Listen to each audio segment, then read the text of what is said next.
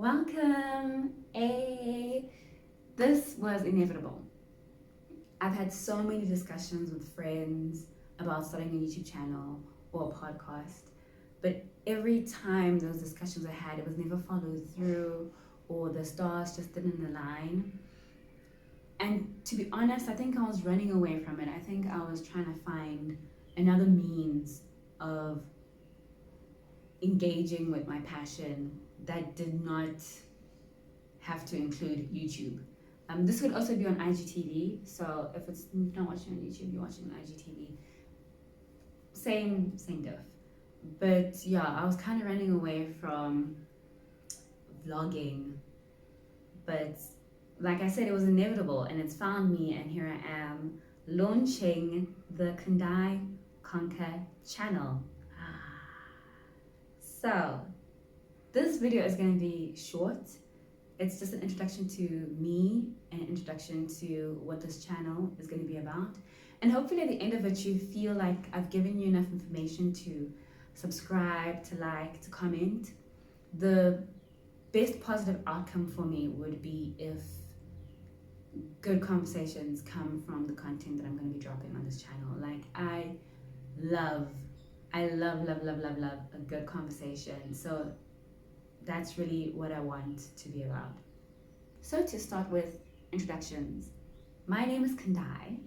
Kundai is a Zimbabwean name, Shona specifically, that when translated to English means conquer. I love my name. It's almost narcissistic how much I love my name.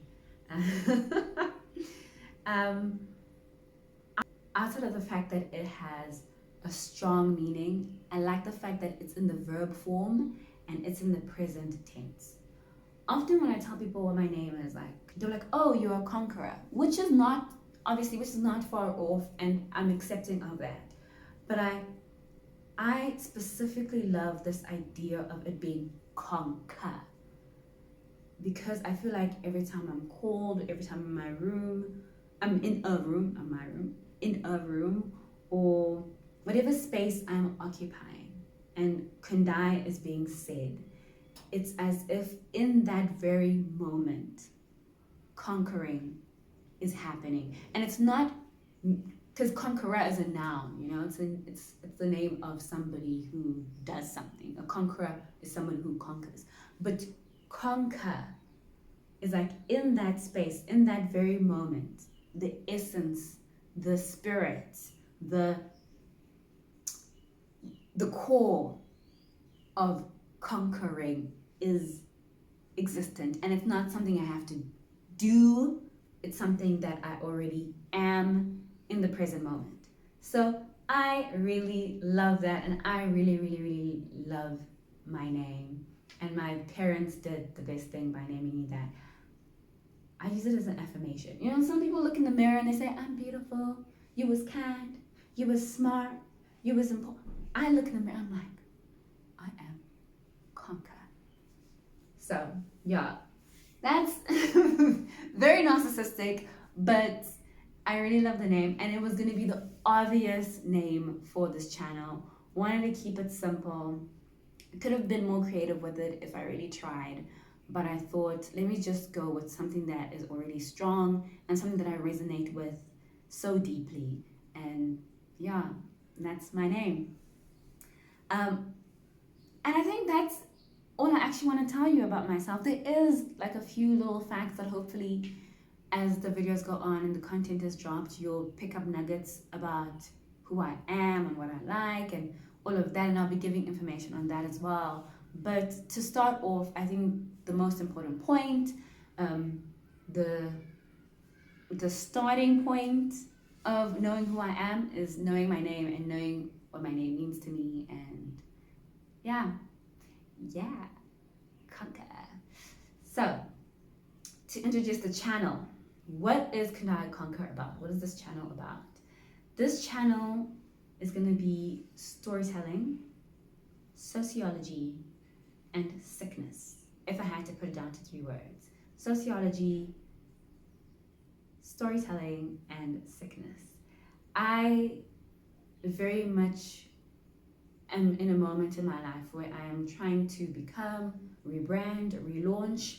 I don't know what the best words to use would be, um, but to be a storyteller, basically, which is what I believe I've always kind of been when I look at things in my past and I'm like now connecting the dots. Like, this is the one thing I've been doing no matter what. Whether I was in high school, whether I was in varsity, whether I was working, the one thing I've never stopped doing is having an interest in writing stories and writing poetry and writing.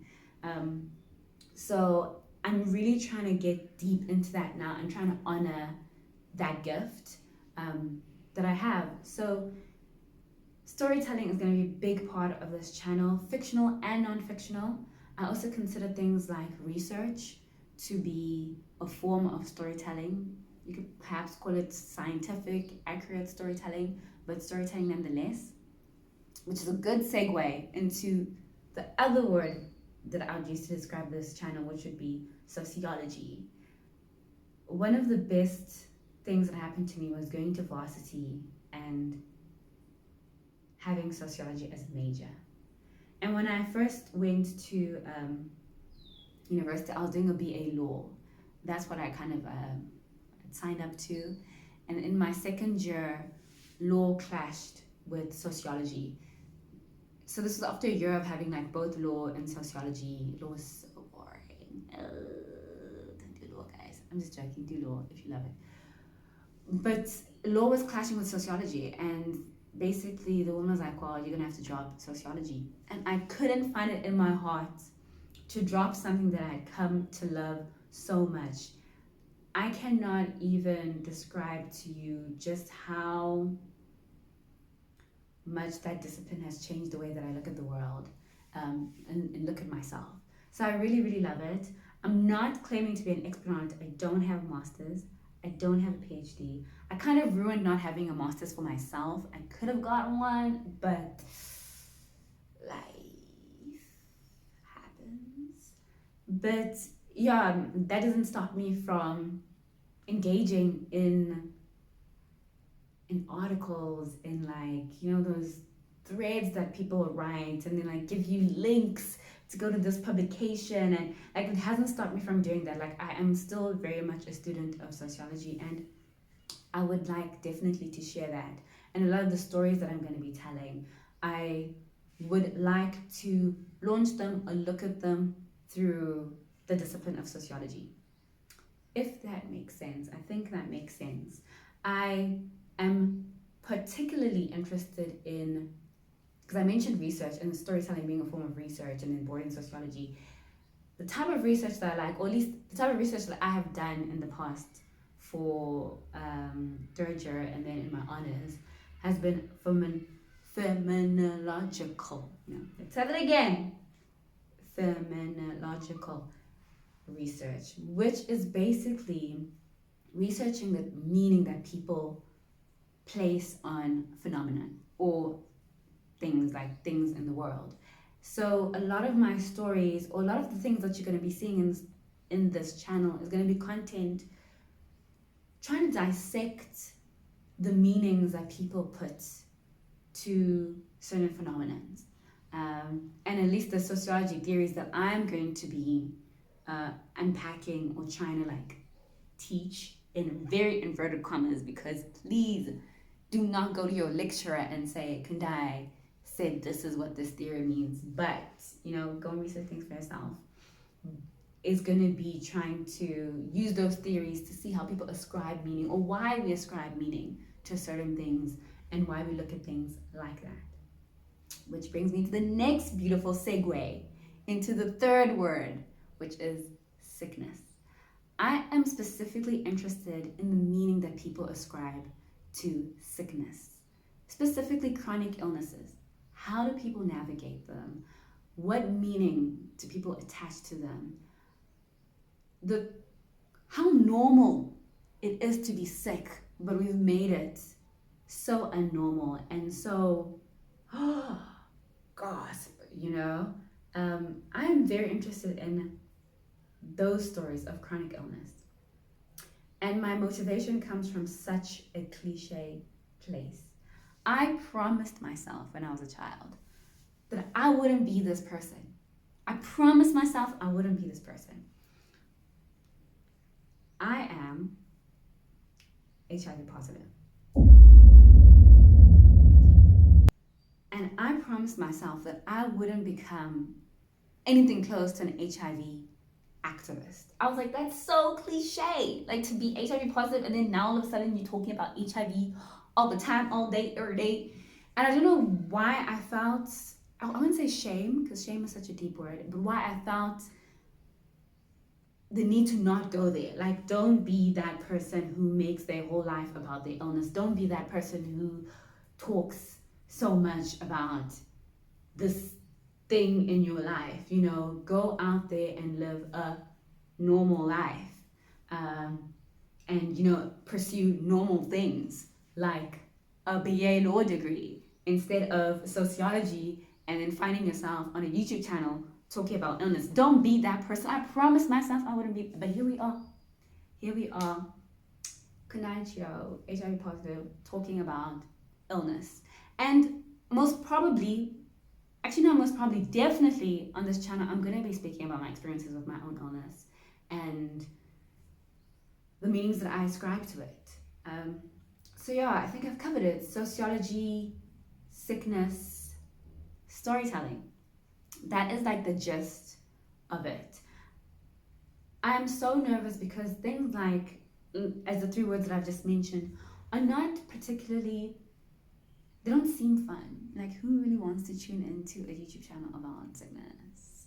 Who really wants to learn about, like, you know, Darkheim and stuff? But I'm trusting myself to bring you this content, and I know it's going to be so unique, and it's really, I believe in the work that I'm going to be delivering on this channel. I believe in a lot of my work. That's the one thing I don't doubt. I doubt whether people will resonate with it, but I think it's really good. And I hope that when it finally drops, you will also see the significance of what it is that I'm trying to do. If I have to think of like an aim, like what is the aim? What is the point of this YouTube channel? I really had to grapple to think to myself, like what is the, like, why this channel?